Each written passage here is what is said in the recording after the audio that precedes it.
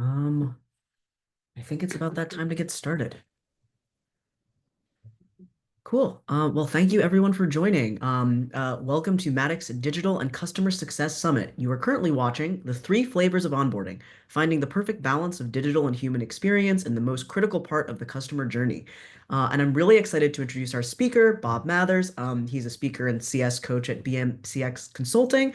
And just to kick it off, let's start with a quick little icebreaker question. Bob, what is your biggest digital addiction? Okay, good question, Jack, because I work with startups and there's this app called Pronti.ai, and it's an AI generated wardrobe maker. So if you're like me, you shop twice a year, which means you've got a hodgepodge of things that don't really fit together. And every day I go in there, not every day, but when I leave the house, I go in there and it'll generate a few different outfits of with my assortment of belts and shoes and shoe and accessories. And man, I'm telling you, it's come up with some really creative things I never would have thought of. Interesting. So how do you add stuff? Do you have to enter in your different stuff, take photos, or Yeah. what's the Yeah, Oh, you got to take pictures of all your stuff. that's cool. I Huh. know. All right, well, something to look into. Sweet. Well, you've already started sharing some expertise. So I'll go ahead and I'll kick it off to you for the full presentation. Feel free to share your screen. All right, awesome. Before we do that, I can't thank everybody enough for gifting me these 30 minutes. I imagine this isn't the first session you've been a part of today. There's some amazing speakers, some amazing content. I know we're getting to the end of the day, and it means a lot to me that we've got these 30 minutes together. And here's my commitment to you. I am going to lay out a bunch of tools that are going to give you something new you can use tomorrow. And I'm going to explain a little bit about how that works. I don't use PowerPoint. I kind of swore off that a couple years ago. So I'm going to use Miro. And at the end of this, I'll share the link to Miro. If you don't have a Miro account, they got a great plan. And all the tools, the chat GPT prompts I'm going to use, everything is all in one place. And you are going to love it. So that's awesome. And here is what we're going to do today. I want you to imagine that the reason onboarding fails has nothing to do with you. I'll say that again. The reason onboarding fails has nothing to do with you. It has everything to do with your customer's readiness for change. And the biggest mistake that I see companies make, and I have made many times myself, is that we move to digitize the onboarding process because frankly, there's a lot of tools out there that make it really easy. I can create videos easily. I can create a in-app workflow easy. I can create up emails really easy. But if you start digitizing the process without understanding your customer's readiness for change, they are going to stall. You are going to spend all your time chasing them around and they are going to churn, and your CSMs are going to spend all their time trying to get people re-engaged and demonstrate that value because I know you all know this, you get one chance at this. It is why it's the most important part of the journey. You get one chance. And so digitizing it without thinking through this readiness is what we're going to talk about today. So imagine that we could, for lack of a better time, profile our customers in the sales process. And we would then give them a score of readiness that would then prescribe a predefined onboarding package that leveraged their strengths and filled in the gaps for things that they aren't good at. And only then would we know the right mix of digital and human. We'd get them to value quickly, we'd help them scale, and we'd maintain that momentum out of sales and get off to the strong start we need to keep them renewing.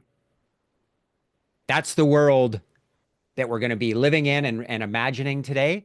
And I'm going to give you the tools to do this in a week. I bet you could do it in a weekend if you wanted to. It's one framework, it's two workshops. So you're going to do this with your teams, and it's three chat GPT prompts. One framework, two workshops, three chat GPT frameworks. That's going to give you just about everything you need. And if you wanted to, you could do this in a day. So I'm going to share my screen because you might be a little skeptical or at the very least wanting to see more. So here's what this looks like. By the way, if I zoom all the way out, you can see there's a whole bunch of stuff in here. And like I said, you're going to get access to this and be able to use all of these things. And this webinar will actually be your instructional video on how to take you from A to B. But the promised land that we're building towards, I would say, is this. So imagine that we've got three flavors of onboarding. I'm not a very imaginative guy, to be honest. So I picked strawberry, vanilla, and chocolate. They don't even match with the colors. I suck at that stuff. I'm sure you can do a better job than I can. But the strawberry are the customers that are just not ready. The vanilla ones are in the middle, and the green ones are the ones, they're the rock stars. And we're going to build up a profile of what each of those kinds of customer looks like. We're going to determine an overall strategy for onboarding with the right mix of digital and human, depending on which of those three buckets, based on their readiness score, they fall into. I'm going to come back to that. I'm just going to show you the end of what we're building towards, and then I'm going to take you to the beginning and run you through the process. What we're also going to do is create customer journey maps. So 3 of them. So for that strawberry one that I talked about, this is a traditional customer journey map. I've toyed with lots of them. This is kind of my favorite. It's fairly simple, and this is one of the workshops that you would do with your team. And as you can see from left to right, it starts with your readiness assessment. We're going to prescribe that onboarding plan based on what we learned there. There's some planning. There's the kickoff, training, adoption. If you're in this webinar, you already know that's generally how an onboarding program works. You can tailor it and customize it, but it starts with that readiness assessment and it ends with achieving time to value. And we're going to create 3 different ones. If you zoom into this, you can see the touch points are a mix of human and digital, and they're going to have a different mix of digital and human depending on what their readiness score tells us they're good at and what they suck at. And we're going to create 3 different versions of that. And once you create the first one, they become a lot easier. I know, it's impressive. I know you're excited. So let's walk through how we get started. Now, it starts with actually probably the most fun part of this. This, I would say, is a workshop, depending on the size of your team. I don't like doing workshops with any more than 6 or 8 people. Any more than 8, and you'll get social loafing. And that is just means, and we've all been loafers ourselves, if the group is too big, it's too easy for people to become anonymous. So try to make it between 6 and 8 and make it a mix of your onboarding people. You could even, if you can get sales there, that's amazing, but definitely sales, training, onboarding, your core customer success teams that manage customers, especially at the beginning part of their journey. And let's, for the sake of argument, say you've got 100 customers. We're gonna focus, break them into 2 groups. So we're gonna identify 2 groups. One are the wildly successful customers. These are the customers that are a dream. They're not always easy to work with, but they get value from the minute you talk to them. They were engaged, they cared about the same things, they were on the ball. In fact, sometimes it's hard to keep up to them. They're so good. And now I would say in a lot of companies, that's maybe 10% of your customers.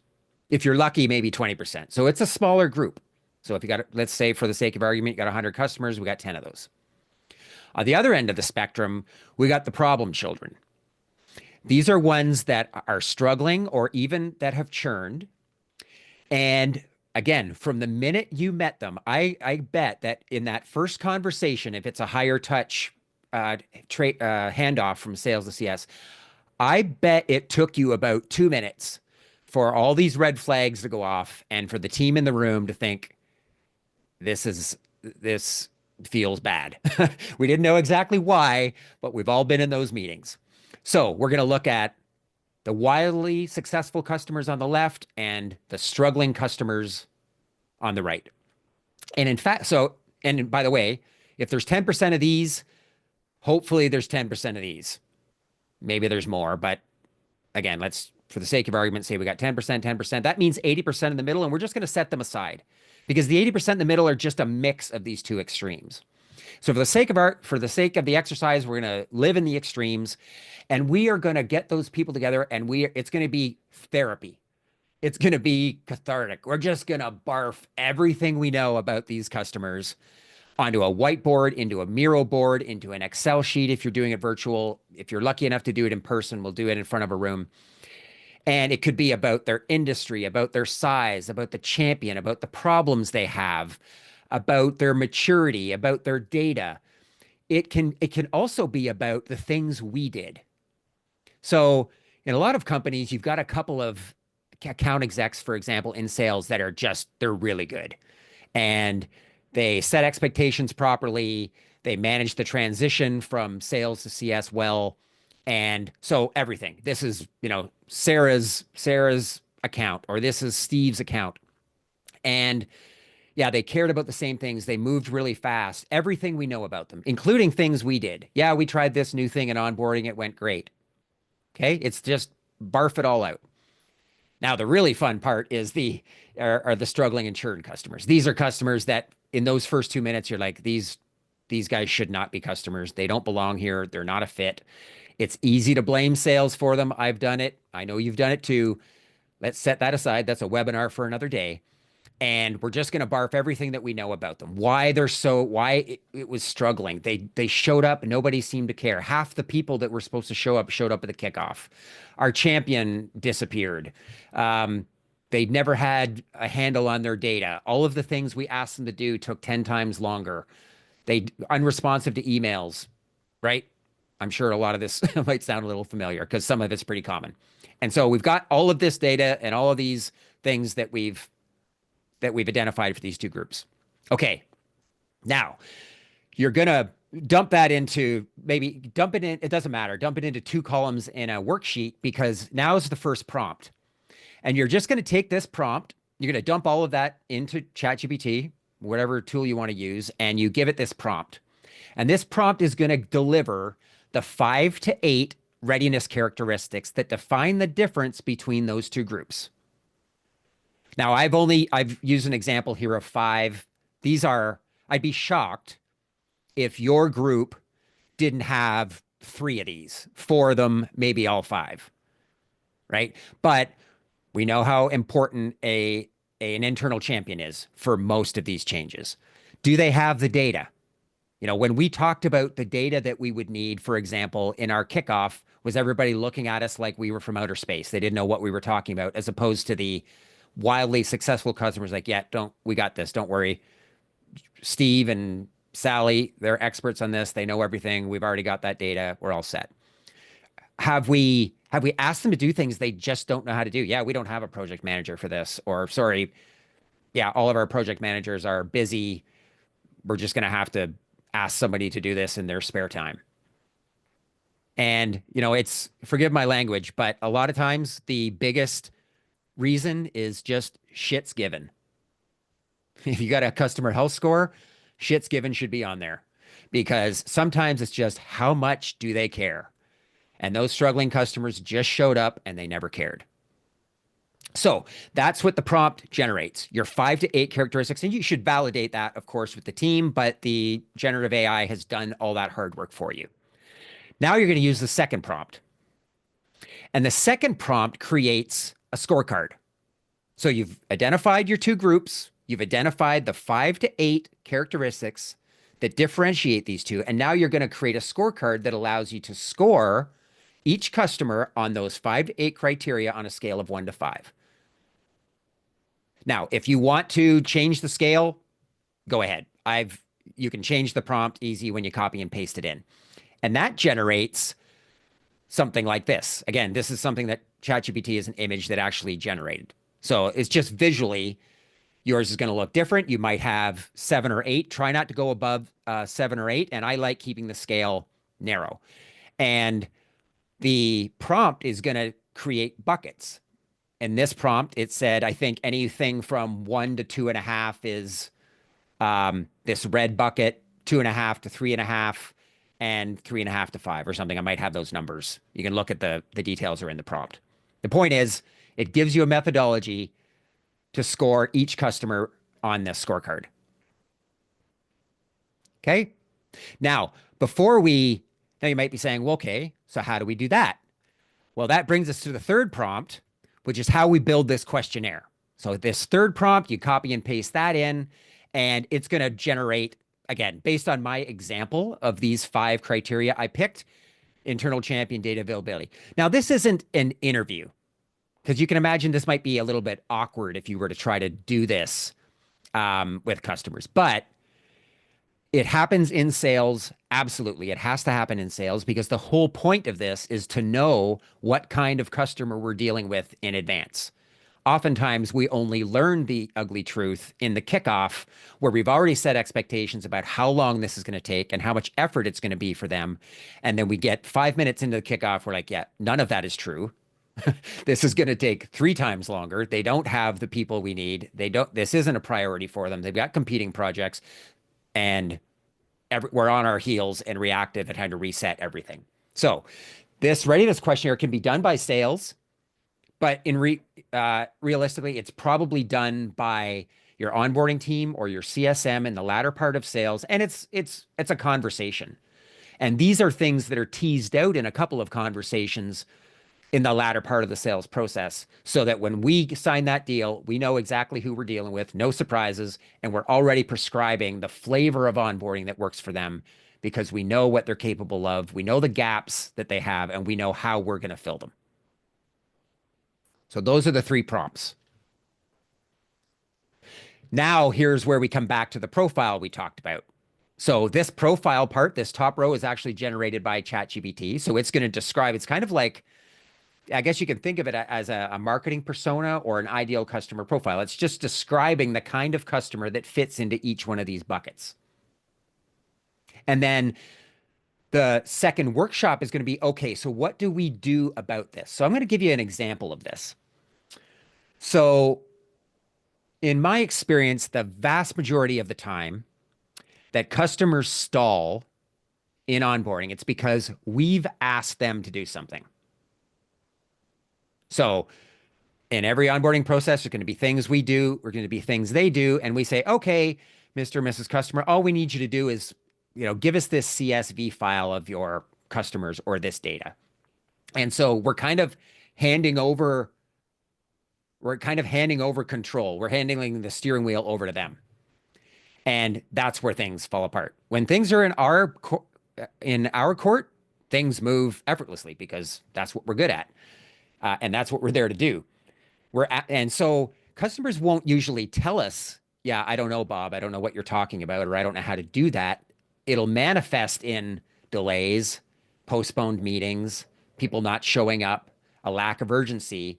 Because when we ask people to do something they know how to do and they feel confident in doing, they don't delay doing it. They will do it. So what that means is, for example, if we're asking them for data that they don't have, we have to offer to do it for them. So what are those gaps? For change management isn't also a really good example. If we're dealing with a mature organization that has a change management function, we basically slip in there and say, we're your adoption partners. We're going to lead on strategy and best practices. You guys know your change management and your audience well. We're going to use your process. If we're dealing with less mature customers, we can't ignore that. We are in the business of creating new habits. We're in the business of creating new habits. And if they don't know how to create new habits because they're not tech savvy, they haven't done much of this before, we have to be their change management leader. So that's one example between the gaps that we need to fill for the strawberry folks as opposed to the chocolate folks on the right. It also usually means that we're going to break milestones for the conservative ones. You can imagine this as a maturity scale that we've basically mapped people onto, right? And we've got to move people from the left to the right. And we move people from the left to the right. We have to usually break down our milestones, our time to value goals into smaller chunks. Because actually the people on the right, the ones that are really good at this, it's actually sometimes we have trouble keeping up. They're that good. So let's talk about the mix of digital. So of course, the whole theme of this is digital CS. So our proposition is always that we should not jump to trying to figure out what the right mix of digital and human is until we know the readiness. And now that we know the readiness, we can determine which parts of this process can be digitized and which ones we should rely on humans for. And in my experience, oftentimes the customers that we want to digitize the experience for first are the least ready to do it. So that means that the ones that are really mature, the ones sometimes we're like, no, we're going to give them the white glove concierge service. They're like, yeah, we don't need that. Like, give us the digital tools, give us the videos, give us the emails, give us the quick start guide. We're off to the races. We don't need a meeting to do this and a meeting to do this. So we focus those human conversations on strategy and best practices and goals. And they've got all the mechanics of the adoption, the training, all that stuff. They can do that. And that's highly digital. But oftentimes, the ones that are less mature, they need more handholding. And you can give them videos out the yin yang, you can give them in app walkthroughs. They don't have experience doing this, they're not comfortable doing it, and they're going to stall. So that's just an example of how we're going to create that right mix of digital and human based on the maturity assessment that we've done. Now, we've just got a few more minutes left here before we do some Q&A. So I'm just going to walk you through the final piece, which is the workshop that you would do on the onboarding journey. Now, if you haven't done any customer journey mapping, hey, there are a million templates out there. I've tried a bunch of them. This is one that I've sort of cobbled together from, well, who's kidding who? Stolen from different people over the years. And you can do a customer journey that starts with onboarding all the way to renewal and advocacy and growth and land, expand, etc. I've just kind of zoomed in on the onboarding part of it and blown it up. And there's a few interesting parts of this, but you can customize it however you like. The most important things are that, well, let's start with the customer profile because all of that stuff is going to come from the stuff we just talked about over to the left. So that's what defines the bucket of customers that we're dealing with. And the needs and pains. So what do the customers really care about and what do they struggle with and what questions they have at each stage? And then the touch points are going to be video for this, email for this, in-app workflow for this, human touch point, 15-minute virtual coffee meeting every Friday morning for the first 3 weeks. Then we go to monthly or biweekly or whatever. But we're gonna define that mix of digital and human based on separately for each one of these readiness criterias. And then you got this cool customer feeling that you can map out, which if you're lucky is mostly green with a little bit of yellow, but in reality is often some green, a lot of yellow, and more red than we'd like to admit. And we're going to create 3 different versions of that with 3 different mixes of digital and human based on each of those profiles. So when I share this link with you and you zoom out, you can see you're going to get all of these different pieces, starting with this amazing workshop at the beginning where we get sales and onboarding and everybody together to talk about the wildly successful and the churn customers and generates your 3 different flavors of onboarding.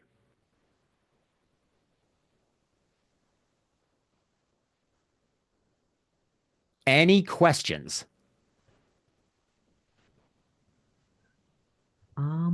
I think there was someone who put something earlier in at the beginning of the talk. I see, how do you gather the readiness of the customers at scale if your org onboards high volume of mid to low ACV? Yep. Great question. I think you can do this. So your questionnaire wouldn't probably look as much like this. Um, so I think there's still a way to do it. It's probably part of your early in-app, well, whatever workflow you go. So it's still in the latter parts of the sales process. I think the point is that we still capture that information. It might be five short qualifying questions at some point in the latter stages of the sales process, because ideally you want a separate learning path. In that case, you would definitely have like a largely digital workflow. But in that case, maybe it's what are the 3 things you really need to know? One thing I haven't talked about is this idea of 7 friends in 10 days. And if you followed any of my content on LinkedIn, you've heard me talk about this before. Very quickly, in the early stages of Facebook, they had enough data and they were trying to figure out what it was about what was sticky. What did their really sticky, wildly successful customers do in the first couple days of creating an account on Facebook that was different from the ones that showed up and never came back. And they'd analyzed all their data and they found that if you were a user and you invited 7 friends in 10 days, that was the magic threshold for stickiness. So if you don't already know, you need to know what your 7 friends in 10 days are for each of these 3 different buckets. And your job is to get them from A to B as quickly as possible. And in that kind of environment that you talked about, you would still have a smaller set of questions that you would ask that would define the quickest path to get to those 7 friends in 10 days. Awesome. Um, all right, we have another question here. What common pitfalls should we avoid when digitizing the onboarding experience? Yeah, I think I think it's asking customers to do too much too soon. And I've always found it helpful to frame this in terms of you are creating new habits. So if you want to run a half marathon, you don't start out by going out and running 10 kilometers on day one. You go out and run 2 kilometers, 5 kilometers, etc.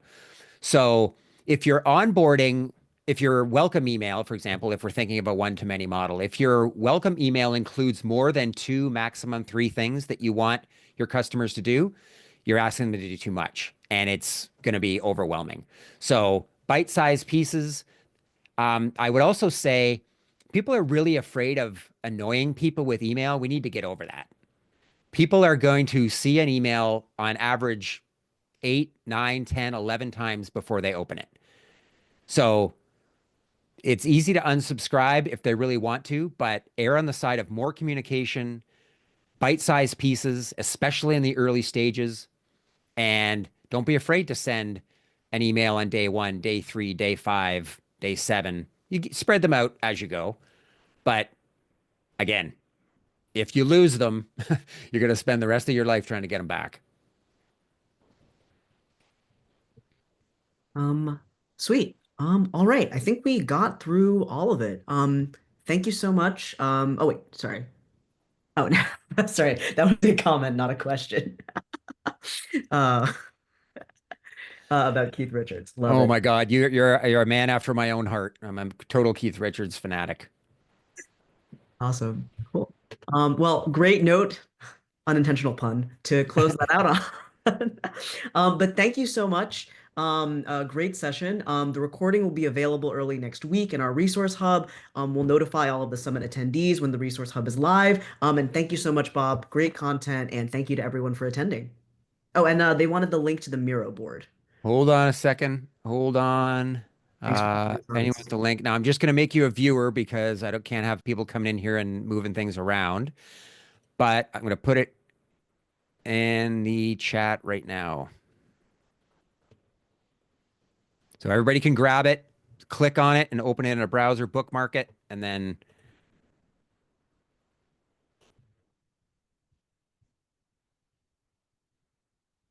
Awesome.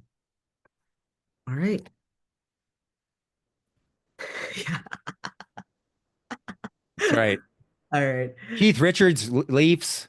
Yeah. Yeah, everybody just made my day. Yeah. Very in sync. Cool, cool, cool. All right.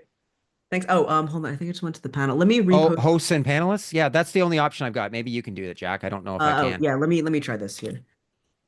In worst case scenario, I'll also make sure that we include it in the packet afterwards. So, Yeah. but yeah, hopefully everyone should be able to see this link. All right. All Well, right. Awesome. cool. All right. Thanks, everybody. Amazing. Thank you so much. Good luck out there.